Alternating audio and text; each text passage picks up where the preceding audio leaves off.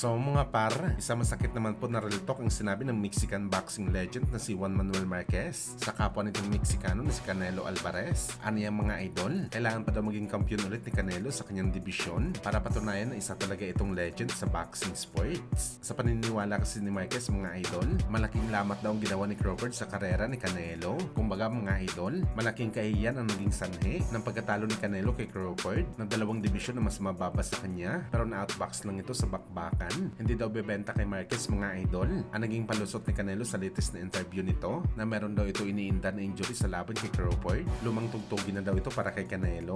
Dagdag pa ni Marquez, dalawang bagay lang daw ang pwede gawin ni Canelo para maibalik nito ang kanyang pangalan sa conversation ng mga boxing legend. Ang maging kampiyon ulit sa boxing sports o di kaya talunin sa rematch si Crawford. At ngayon daw malabo na nito makuha ang rematch kay Crawford then tuluyan na ito nag-retire sa boxing sports. Well, para sa atin naman mga idol, tunay naman talaga na legend si Canelo. Believe tayo sa ginawa ni Canelo mga idol. Siya lang ang fighter na nagbibigay talaga ng opportunity sa laban sa mga fighter na gusto lumaban sa kanya, kagaya ni Munguia, Berlanga at Bivol. At maski si Crawford mga boss, na kung tutuusin hindi niya na dapat ito labanan, maliban lang talaga sa potential na laban nito kay Benavides. Alam na talaga siguro ni Canelo na walang panalo siya kay Benavides sa bakbakan. Pero gayon pa man mga idol, kagaya sa sinasabi natin palagi, hindi mo rin talaga masisisi si Marquez na sabihin na kailangan mo na ni Canelo na maging kampiyon ulit para tawagin siya na tunay na legend sa kabila ng kanyang nagawa sa boxing sports. Nasanay kasi si Marquez sa mga old school boxer, kagaya sa pagkasanay ni Marquez kay Manny Pacquiao na makailang beses nadapa sa bakbakan pero bumabangon pa rin na malakas at tumatalo pa rin na malakas na kalaban. Kaya ganoon na lang ka-stricto talaga si Marquez sa kababayan nito na si Canelo.